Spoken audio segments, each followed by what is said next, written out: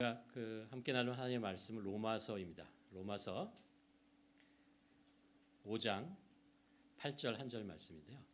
로마서 5장 8절 말씀인데 우리 이게 한 절이잖아요. 이 말씀 우리가 그냥 읽고 넘어가는 것이 아니고 오늘 이번 한 주 동안 마음속에 이렇게 새기면서 묵상했으면 좋겠고 또 외웠으면 좋겠거든요. 우리 한번 두 번 함께 봉독하도록 하겠습니다. 로마서 5장 8절입니다. 우리가 아직 죄인 되었을 때에 그리스도께서 우리를 위하여 죽으심으로 하나님께서 우리에 대한 자기의 사랑을 확증하셨느니라. 아멘. 한 번 더 우리 봉독하도록 하겠습니다. 우리가 아직 죄인 되었을 때에 그리스도께서 우리를 위하여 죽으심으로 하나님께서 우리에 대한 자기의 사랑을 확증하셨느니라. 아멘. 우리가 사순절을 맞이해서 복음, 우리를 구원하는 복음에 대한 말씀을 다시 한번 우리가 새겨보고 있습니다. 교회라고 하는 것을 우리가 정의한다면 두 가지로 정의할 수 있을 것 같아요. 교회는 복음적인 곳이 교회다라는 거죠. 복음이 우리를 살리고 복음으로 우리가 살아가는 것, 우리의 삶이 변화되는 것, 그것이 교회 공동체이다라는 것이고, 또 하나는 그 복음이 우리 안에만 머물러 있는 것이 아니고 주위에 있는 이웃들에게, 다른 민족들에게, 열방들에게 퍼져나가는 것이다. 그래서 교회는 선교적이다라는 거죠. 우리 마음속에 이제 복음에 대한 이야기를 다시 한번 우리가 마음속에 새겼으면 좋겠고요. 이것이 좀 깊어졌으면 좋겠습니다.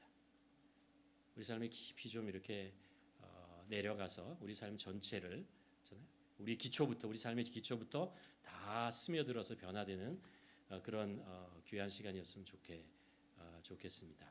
또한 한 가지 더 바라는 것은 이 복음이 우리가 아는 것으로 끝나지 않고 우리 주위에 있는 사람들에게 전달되어질 수 있는 복음이었으면 좋겠고요. 그래서 우리가 복음을 듣고 이해하고 믿는 것으로 끝나지 않고 내가 이 복음을 어떻게 전할 것인가, 어떻게 복음으로 살아낼 것인가 라는 것도 함께 고민하는 그런 시간이었으면 좋겠습니다. 로마서 1장 16절에 보면 사도 바울이 그런 이야기를 합니다. 내가 복음을 부끄러워하지 아니하노니 이 복음은 모든 믿는 자에게 구원을 주시는 뭐라고요? 하나님의 능력이다. 전하는 사람의 능력이 아니고요. 이 복음 자체가 능력이 있다는 거예요. 그렇기 때문에 우리가 복음을 전하면 그것이 그 능력이 그 사람에게 임해서 그 사람의 구원을 이루는, 생명을 구하는 그런 일들을 이루어낸다라는 거죠. 그러니까 그 귀한 하나님의 능력이 나타나는 거니까 우리가 이 복음을 잘 우리 마음속에 새기는 시간이었으면 좋겠습니다. 복음이라고 하는 것을 우리가 생각할 때요, 5가지 단어로 우리 마음속에 새겨 두시면 좋습니다. 하나는 뭐냐 하면 복음이라는 것을 이제 이해하고 설명하는 거죠. 첫째는 인간은 누구인가. 두 번째는 하나님 누구신가라는 것이고, 세 번째는 예수 그리스도, 네 번째는 은혜, 다섯 번째는 믿음이라는 것입니다. 외우셨죠? 그렇죠? 5가지 다시 한번 해볼까요?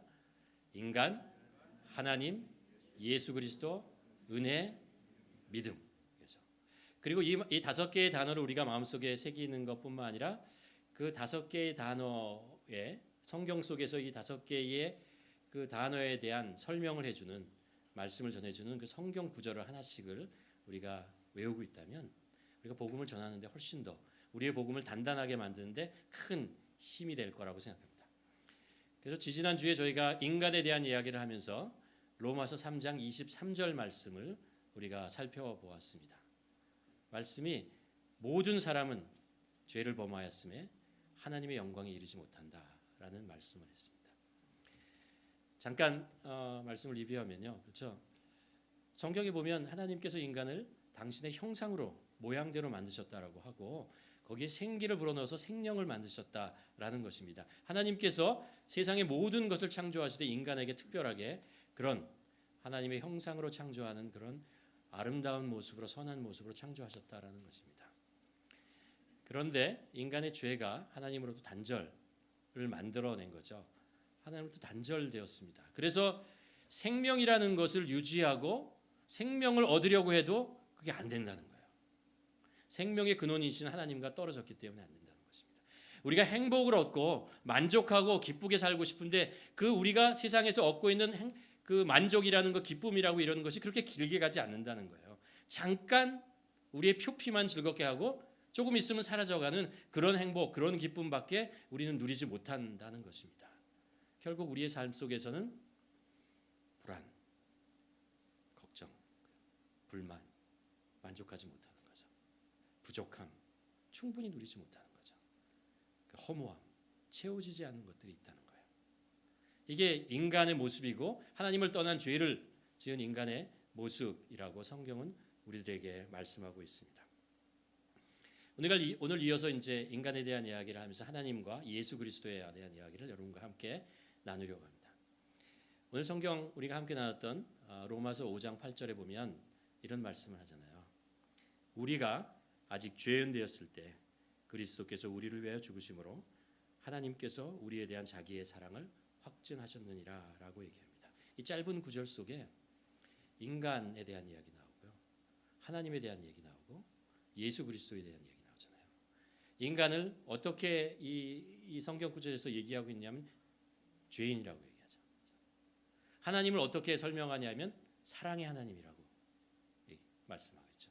예수 그리스도를 어떻게 설명하냐면 예수 그리스도의 죽음이라는 것으로 합니다. 이 인간과 하나님의 사랑과 예수 그리스도의 죽음, 이것이 복음이라는 것입니다. 복음이고 우리를 살리는 생명의 소중한 하나님의 뜻도 깊은 뜻이다, 신비한 하나님의 뜻이다라는 것을 우리 성경에서 말씀하고 있습니다.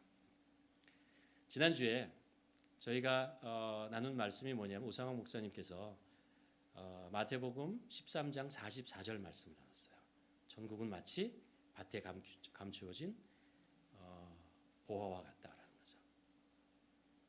가끔 제가 빠져야겠다는 생각을 했습니다. 두 번 빠졌는데 오상환 목사님 그 설교 천국에 대한 말씀을 두 번을 하셨는데 굉장히 저도 집에서 말씀을 예배를 드리면서 큰 은혜를 입었습니다. 우리가 생각하는 보화라는 게 있잖아요. 이 세상을 살아가기에 꼭 필요한 것들이죠. 사람들과 이제 일반적으로 이렇게 얘기할 때 마지막에 꼭 붙이는 말 있습니다. 인사할 때 건강하십시오. 우리에게 보화와 같이 중요한 것이 이제 건강이라는 것이 있습니다. 그것뿐만 아니라 우리에게 정말 삶에서 보화와 같이 중요한 것 관계라는 것이 있죠. 가족과의 관계, 친구와의 관계. 전에 말씀드렸지만 하버드 대학에서 행복에 대한 이야기를 하면서 나이가 많이 들 때까지 건강하게 행복하게 사는 비결이 뭐냐? 관계라고 합니다. 가장 중요한 것이 관계. 좋은 관계를 맺고 사는 사람이 나이 들 때까지 건강하게 살더라라는 그런 연구 결과가 있었다고 하잖아요. 우리는 관계가 소중하다는 것을 압니다. 또 하나 우리에게 소중한 것이 있죠. 뭐냐면 소유라고 하는 것입니다.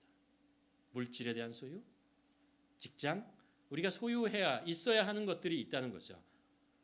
그런 것이 우리의 삶을 풍성하게 만드는 것, 부정할 수 없는 것입니다. 또 보화와 같은 것이 우리에게 즐거움을 주는 것들입니다. 여러분은 어떤 것이 여러분에게 즐거움을 줍니까? 여러분이 하고 있는 어떤 취미생활일 수도 있고요. 여러분이 하고 있는 어떤 일일 수도 있고요. 여러분 자녀일 수도 있고 많은 것들이 있어요. 그런 것이 다 소중하고 귀한 것이라는 것을 우리가 알 수 있습니다. 그래서 우리는 이것을 보화와 같은 것이다라고 우리는 말할 수 있어요. 그런데 진짜 보화는 뭐냐라고 한번 생각해 보면요. 우리가 있을 때보다 그것이 없어졌을 때 우리가 살 수가 없는 것. 도저히 존재할 수 없는 것. 그것이 정말 나에게 가장 중요한 거죠. 다만 우리가 성경을 통해서 우리의 삶을 통해서 우리가 깨닫게 되는 것이 있습니다. 정말 우리에게 보화와 같이 가장 중요한 거 한 가지만 말하라고 하면 저는 예수 그리스도라고 말합니다. 예수 그리스도. 우리가 천국에 대한 이야기를 했지만요. 어떻게 보면 나의 구원이라고 하는 것, 천국이라는 것보다 더 소중한 게 예수 그리스도입니다. 예수 그리스도가 계시기 때문에 우리가 천국에 갈 수 있는 것이고 예수 그리스도가 있기 때문에 우리가 구원을 얻을 수 있는 것입니다.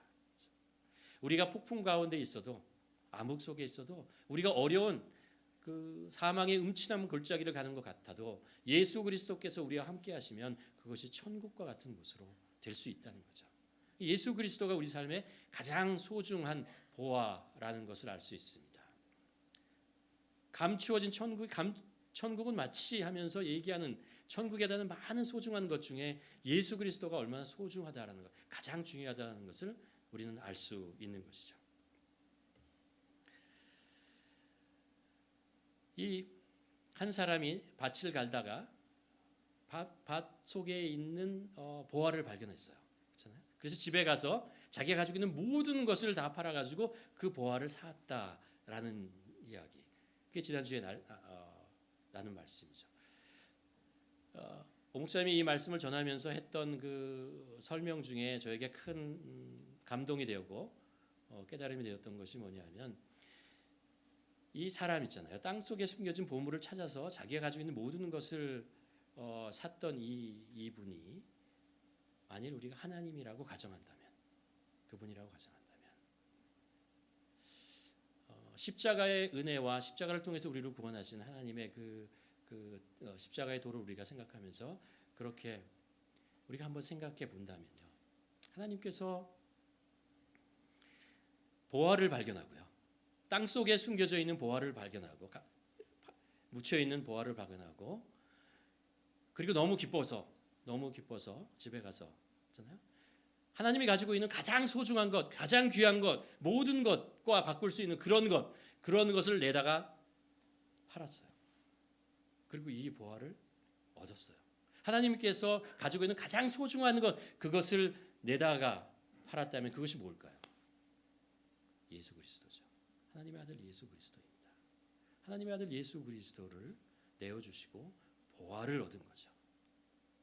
그러면 하나님께서 예수 그리스도, 가장 소중한 예수 그리스도를 내주시고 대가로 지불하시고, 그리고 땅 속에서 얻어낸 이 보물은 도대체 무엇입니까?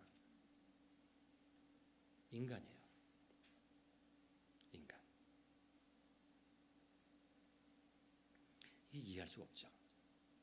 참 이해할 수가 없습니다. 하나님께서 가장 소중하게 여기신 예수 그리스도를 대가로 지불하시고 얻어 사시는 것이 인간이라는 것이 이해가 되지 않습니다. 하나님께서 인간을 그렇게 보화와 같이 소중하게 여기신다라는 것입니다. 인간이 무슨 그렇게 소중합니까? 예수 그리스도와 바꿀 만한 그렇게 소중한 것이 인간입니까? 더 충격적인 것이 있어요. 뭐냐면 오늘 우리가 읽은 로마서 5장 8절에 보면요, 이렇게 기록하고 있습니다. 우리가 아직 죄인 되었을 때 그리스도께서 우리를 위해 죽으심으로 하나님께서 우리에게 대한 자기의 사랑을 확증하셨다고 하였습니다. 하나님께서 예수 그리스도를 십자가에 내어놓으시고 땅 속에 있는 보화를 찾았는데 그게 인간이라고 그랬잖아요. 근데 그 인간이 어떤 인간이에요? 죄인이라는 거예요. 죄인을 그렇게 발견하시고 기뻐가지고 예수 그리스도를 지불하시고 사셨다라는 것이, 이게 충격이죠. 어떻게 그렇게 할 수 있는가랍니다. 의인도 아니고 위인도 아니고 내세울 수 있는 선인도 아니고 죄인을 위해서 대가 지불을 그렇게 하셨다라는 것입니다. 우리가 이것을 이해할 수 있는 건, 성경을 이것저것 뒤져도 이해할 수 있는 건 딱 하나밖에 없어요. 요한복음 3장 16절에 말씀하신 것처럼 하나님이 세상을 이처럼 사랑하사라는 거예요. 하나님이 사랑하신 이 세상이라는 것이요, 하나님이 창조하신 완전한 세상이 아니에요.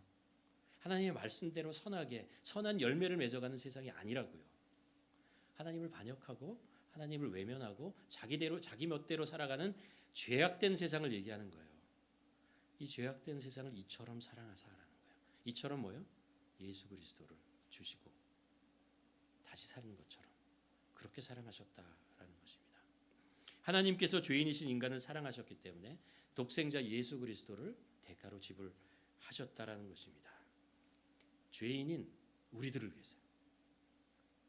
죄인인 나를 위해서요. 죄인인 여러분을 위해서 그렇다. 여러분을 위해서 그렇겠다.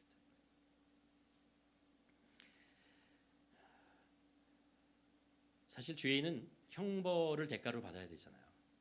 심판대에 서야 하는 인간. 심판대에 서서 그 그 정죄를 받아야 될 그 인간들을 위해서 예수님께서 그렇게 하셨다라는 말씀을 하는 것이죠. 제가 복음에 대한 이 부분을 할 때 늘 인용하는 제 경험 하나가 있습니다. 심판이라는 거잖아요. 제가 전에 한 말씀드린 법정에 쓴 적이 있다고 모르셨죠, 여러분? 새로 오신 분들은. 제가 주차 위반을 해서 법정에 쓴 적이 있습니다. 어떻게 된 거냐면요, 이렇게 된 거였어요. 어디에서 이제 주차를 했는데 주차비도 냈어요. 다 내고 주차를 잘하고 돌아왔는데 주차 딱지가 딱 떠 있는 거예요. 뭔가 봤더니요, 주차 위반이래요. 그러면서 뭐라 그러냐면 장애인 주차 영역에 주차를 했다는 거예요. 그럴 리가 없는데 분명히. 그러고 나서 봤더니요, 제 차가 반은 일반 주차하는 데 스트리트 파킹이 있었고 반은 뒷공문 쪽의 반쪽은 장애인과 연결되어 있고 그 가운데 이제 편말이 있는데 제가 그걸 못 봤어요. 변명하자면 나뭇잎에 가려 있었어요. 억울하잖아요. 그래서 나 이거 법정에 거기 여러분 가보신 지 있죠? 다운타운에 가면 5번 스트리트인가 에비뉴인가 거기에 보면은 그 시 코트가 있습니다. 거기 갔어요. 그래서 억울하다. 나는 주차비도 다 냈고 이게 보이지 않아서 그랬을 뿐인데 250불을 있는 거예요. 그래서 갔습니다. 그래가지고 거기서 이제 어필을 이제 하려고 갔는데 제가 잘못 이해했어요. 그래가지고 어떻게 됐냐면 코트로 갔어요. 9층으로 올라가는 거예요. 너 잘못한 게 있냐? 아니 나는 그냥 원래 주차비도 다 냈다 그랬더니 어필할 거냐 하겠다 그랬더니 9층으로 올라가래요.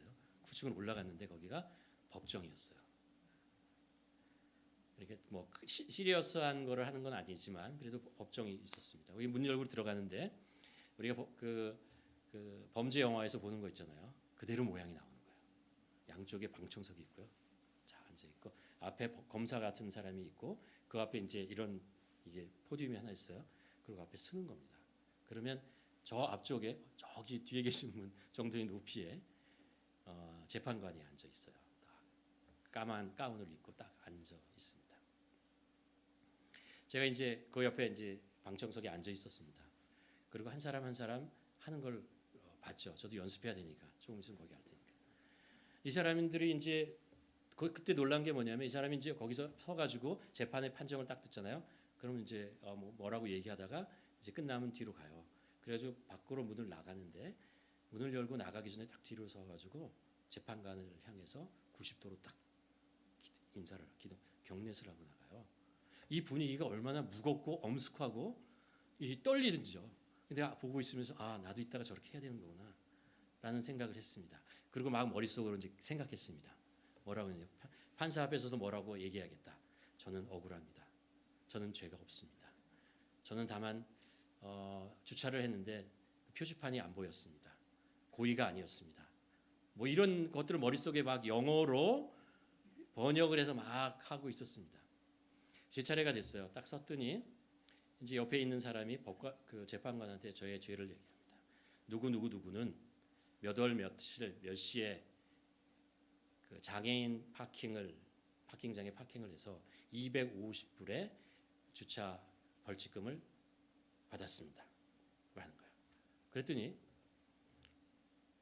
이 재판관이 딱 한 가지 물어봅니다. 이런 내용이었습니다. 주차 위반을 한 사실을 인정하며 250불의 주차 위반 벌칙금을 내겠느냐? 제가 뭐라고 했겠어요? 네. 아무것도 생각 안 나요. 그 얼마나 무서웠는지요.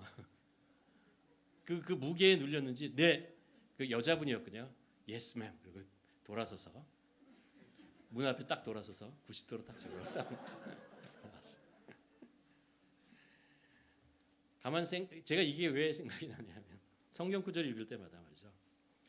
우리가 그렇잖아요. 재판에 대한 영화 많이 보잖아요. 그리고 편안한 마음으로 야 변호사가 어떻게 얘기하냐 뭐 이런 흥미진진하게 얘기하는데 제가 피고인으로 죄인이잖아요. 딱 서가지고 그 앞에 서가지고 물어보고 너 이거 잘못했지? 인정해 딱 그러는데 네 그렇게 얘기하고 못하겠다.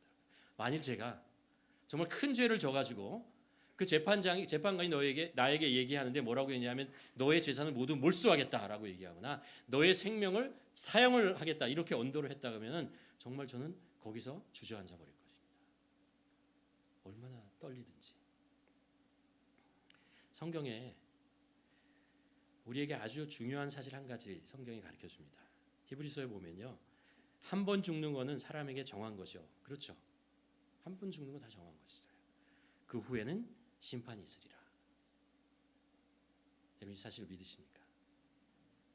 사실 믿나 안 믿나 소용없어요. 관계없어요. 이 사실이기 때문에 믿는 거와 안 믿는 거의 문제가 아니에요.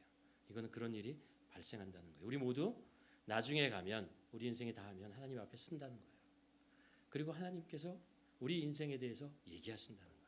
우리가 살아왔던 모든 인생에 대한 삶의 것들이 다 기록되어 있고 그것이 하나님 앞에서 낱낱이 다 드러난다는 것이고 하나님이 그것에 대해서 말씀하신다는 거예요. 우리가 그 앞에서 어떻게 하겠느냐. 하나님은 사랑이시기 때문에 죄를 심판하실 수밖에 없습니다. 죄를 미워하십니다. 얼마나 미워하시냐면요. 창세기 6장에 보면 죄를 짓는 인간의 모습을 보고 홍수로 물로 그들을 다 징벌하실 만큼 죄를 미워하십니다. 왜 미워하시냐면요. 죄가 하나님께서 선하게 창조하신 이 세상을 다 파괴해 버리기 때문에 그래요. 하나님의 형상으로 아름답게 창조한 인간을 죄인으로 만들고 그리고 멸망케 하기 때문에 하나님께서 죄를 미워하시는 것입니다. 여러분 생각해 보십시오. 우리의 자녀가 마약이나 어떤 범죄에 연루돼 가지고요. 거기에 점점 깊숙이 빠져들어가고 그의 인생이 망가지는 것을 부모로서 보고 있다고 생각해 보십시오. 그것을 어떻게 보겠어요? 그 얼마나 마음이 찢어지겠어요. 그리고 나의 사랑하는 아들을 그 범죄 속으로 그 마약 속으로 고통 속으로 끌고 들어가는 그 죄를 얼마나 미워하겠어요. 그렇죠. 하나님께서도 마찬가지입니다. 우리 인간이 죄로 인해서 죽어가는 모습들, 죽어가는 것뿐만 아니라 그 인생이 망가지는 모습들을 도저히 볼 수가 없는 것입니다. 그래서 하나님께서 죄를 정말 미워하십니다. 요즘 우리는 한 사람의 그 야망과 그 욕심 때문에 전쟁이 나고 수천 명의 군인들이 죽어가고 수만 명의 민간인들이 고통을 당하고 있고 수백만의 사람들이 집을 잃었고 난민의 생활을 하는 것을 우리는 볼 수 있습니다. 시기와 질투 그러고 뒤에서 다른 사람을 비방하고 욕하는 것으로 인해서 대인 기피증이 생기고 공황 장애를 겪고 있는 사람들이 우리 주위에 비일비재하게 일어나고 있습니다. 우리가 좀 더 편하게 멋지게 살아보겠다고 욕심을 부리다가 다른 민족과 다른 나라들을 약탈하고 자연을 파괴하는 대가로 인해서 우리는 그 대가를 다 치르고 있고 우리들의 자녀들은 더 큰 대가를 치르게 될 것입니다. 또한 죄는 우리를 하나님으로부터 단절을 시켜버립니다. 성경에서 오직 너희의 죄악이 너희와 하나님의 사이를 갈라놓았다라고 얘기를 합니다. 또한 죄는 우리를 속여 하나님의 축복 대신에 세상의 쾌락과 유혹에 집중하도록 만들어갑니다. 하나님이 죄를 미워하는 또 다른 이유가 있습니다. 그것은 우리가 하나님의 진리를 보지 못하게 한다는 거예요. 우리가 하나님의 진리에 관심을 가지고 그것을 계속 사모하고 깨닫고 바라보는 것을 죄가 이렇게 막는다는 것입니다. 마치 맹인을 인도하는 것처럼 갈 곳을 알지 못하나니 이는 그 어둠이 그의 눈을 가렸다는 거예요. 이 어둠이 뭐예요? 죄가 진리를 보지 못하고 우리의 시력을 다 막아서 빛을 보지 못하게 만든다는 것입니다. 원래요, 이 모든 것이 하나님께서 선하게 창조하신 거예요. 그런데 죄는 이 모든 선한 하나님의 창조를 파괴하고 있습니다. 인간도 파괴하고 있는 것입니다. 그래서 하나님께서는 죄를 싫어하시고 그뿐만 아니라 죄를 심판하실 수밖에 없어요. 정죄하실 수밖에 없다고요. 그런데 하나님은 사랑이시기 때문에 죄는 미워하시지만 죄를 지은 인간은 여전히 사랑하십니다. 하나님을 배반하고 죄로 인해 죄의 노예가 되어버린 인간임에도 불구하고 하나님께서는 여전히 사랑하신다는 거예요. 하나님의 사랑을 나타내는 성경 구절 중에 에스겔서 16장에 보면요, 이스라엘 백성들이 하나님을 배반하고 우상을 섬겨요. 하나님의 백성이라고 하는 자들이 하나님을 섬기는 것이 아니라 우상을 섬기고 하나님의 법을 위반하고 세상의 유혹에 넘어가서 세상을 탐닉하고 죄를 짓고 그렇게 살아가는 모습을 보는 거예요. 그리고 그래서 잘 살면 좋은데 잘 사는 게 아니에요. 계속 자기 살을 파먹는 것처럼 망해가고 멸망해가고 죄에 빠져가고 있는 모습을 보게 되는 것입니다. 하나님이 그것을 보는 게 하도 안타까운 거예요. 그래서 그 마음을 에스겔서가 이렇게 표현을 합니다. 아기가 있는데 어린아이가 태어났어요. 근데 사생아예요. 왜 사생아가 됐냐면 부모가 엄마 아빠가 자기 맘대로 즐기고 놀고 그러다가 아이를 낳았어요. 그러다 그 아이를 강보에 쌓이지 않고 길가에 버려버렸어요. 피투성이가 된 아이들이 길가에 놓여 있습니다. 울고 있어요. 그때 하나님께서 그것을 지나가면서 보신 거예요. 그러면서 에스겔서 16장 6절에 보니 이렇게 표현을 합니다. 내가 네 곁으로 지나갈 때에 내가 피투성이가 되어 발짓하는 것을 보고 내가 내게 이르기를 너는 피투성이라도 살아있으라. 다시 이르기를 너는 피투성이라도 살아있으라. 그리고 얘기하고 하나님이 그 아이를 데려다가 가슴에 안고 그 피를 다, 그 상처를 다 치유하시고 그 아이를 키우시는 거예요. 하나님은 인간이 죄로 인해서 멸망해가고 피투성이가 되어가는 모습들을 볼 수가 없어서 하나님께서 그를 사랑으로 안으시고 용서하시고 다시 회복해 하시는 것입니다. 아마 하나님께서 우리들에게 가정을 준 이유 중에 하나가 부모가 자녀를 사랑하는 마음, 그 사랑, 가정의 사랑을 조금이라도 있잖아요. 알게 해서 하나님께서 우리를 얼마나 사랑하시는지를 좀 깨달으라고 하시는 것 같아요. 하나님은 이 세상을 창조하신 분이고 하나님은 여러분과 저를 낳으신 분입니다. 우리를 사랑하시는 분입니다. 그러니까 우리가 그렇게 죄로 인해서 죽어가는 것을 보실 수가 없어요. 가만히 안절부절하시는 거죠. 너무 하나님의 마음에 고통과 아픔이 되는 것입니다. 그래서 죄인인데도 하나님을 배반하고 그랬는데도 죄인인데도 그것을 가만 놔둘 수 없고 그것에 자꾸 가까이 가서 어떻게 하면 이 아이를 살려낼까 고민하시고 다가가신다는 거예요.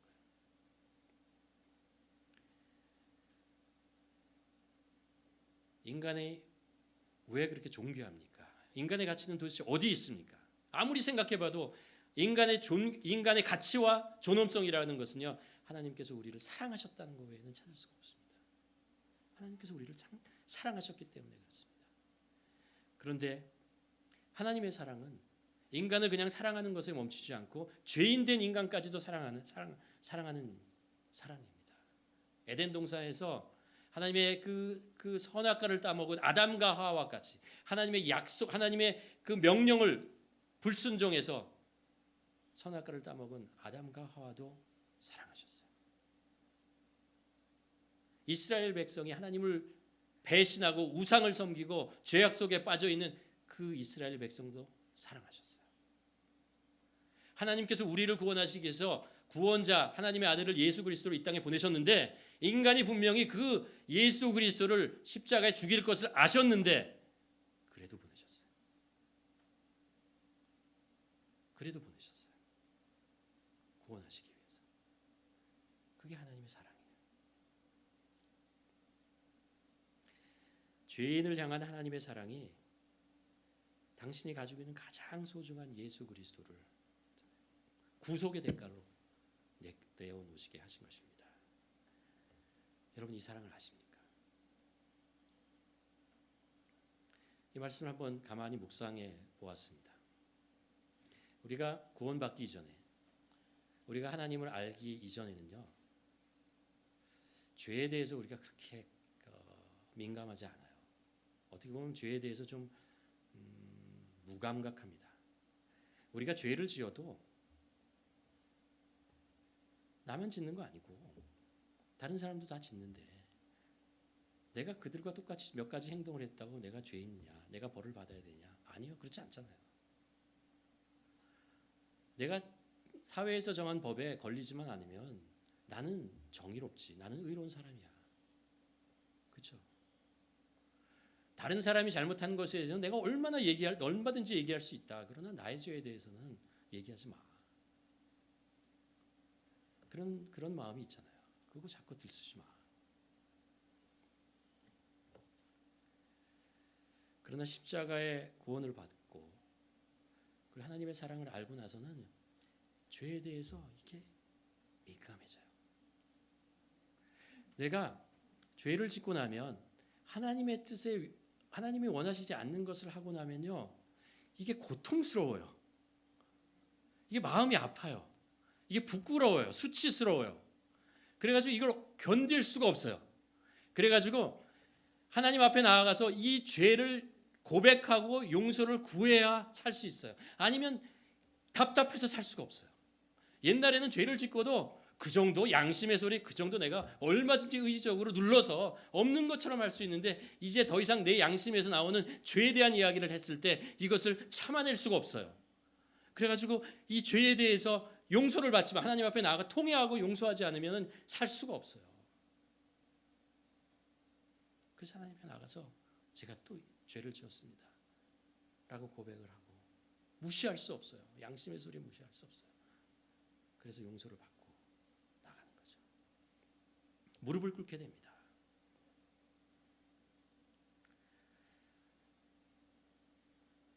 그러면서 하나 더 깨닫게 되는 것이 뭐냐면 이거예요. 하나님은 어떻게 내가 구원받기 이전에 졌던 죄들이요, 구원받고 나서 지은 죄보다 훨씬 더 많은, 훨씬 더 뻔뻔스러운 죄를 많이 지었는데 하나님은 어떻게 이 죄를 심판하지 않으시지? 이걸 어떻게 가만히 놔두지? 이걸 어떻게 용서하신 거지? 라는 것입니다. 도대체 어떻게 그렇게 하실 수 있느냐라는 거예요. 왜 하나님은 나를 처벌하지 않으신 거냐는 거예요.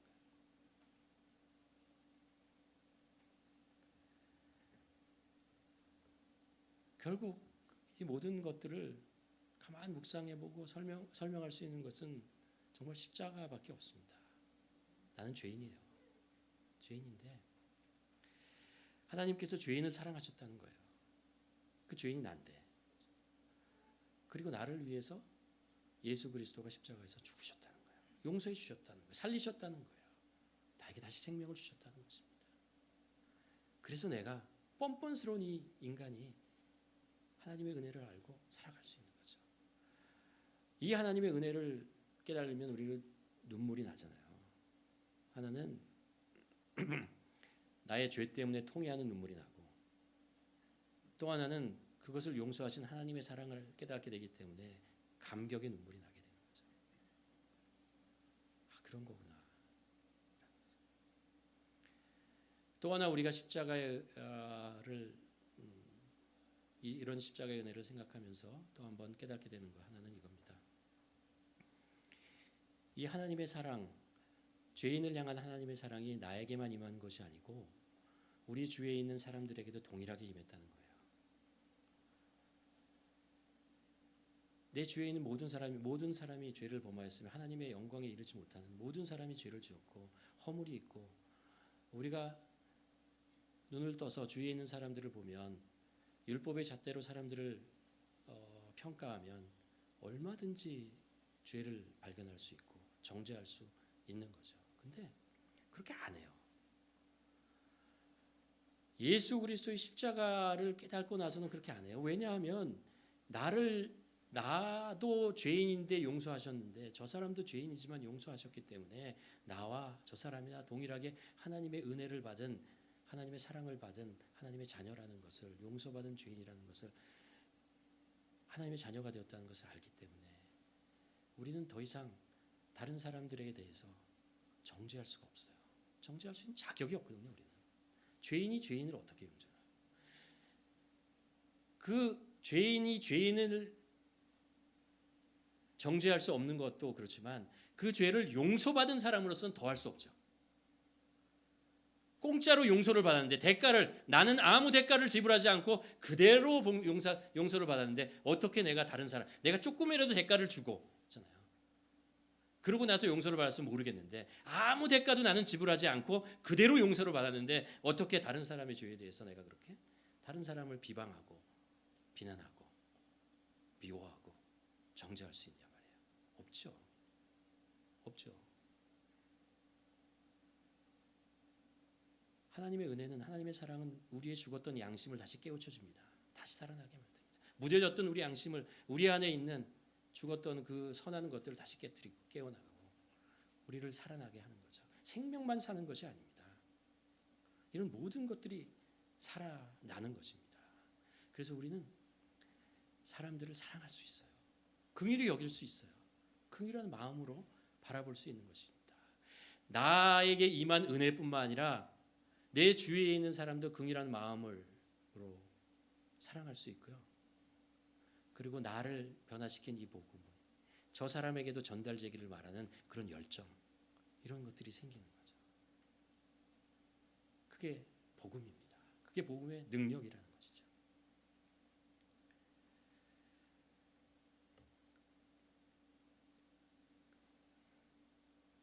하나님께서 땅 속에 있는 보물을 찾았어요. 이게 인간이라 했잖아요. 이 보물은 땅 속에 가만히 있으면은 더러운 땅 속에서, 깜깜한 땅 속에서 썩어져 갈 것이었어요. 썩어져서 없어져 버릴 것이었어요. 아무도 쳐다보지도 않고 그렇게 썩어져 버릴 것이었어요. 근데 하나님께서 그것을 보시고 어둠 속에 캄캄한 곳에서, 더러운 곳에서 썩어져 버릴 그 인간을 하나님께서 예수 그리스도를 주시고 다시 그 땅 속에서 파내서 빛으로, 광명으로 우리를 세우신 것입니다. 다 털고, 흙 털고, 더러운 거 다 제거하고, 녹슨 거 다 하고, 그리고 하나님의 자녀로 받아들이고 우리를 살리신 것입니다. 여러분, 이 은혜를 아는 자로서 하나님께서 우리를 보화와 같이 여기시며 우리를 살리신 이 은혜를 알고 은혜를 아는 자로서 우리 함께 살아가는 우리 모두가 되기를 주님의 이름으로 간절히 축원합니다. 기도하시겠습니다.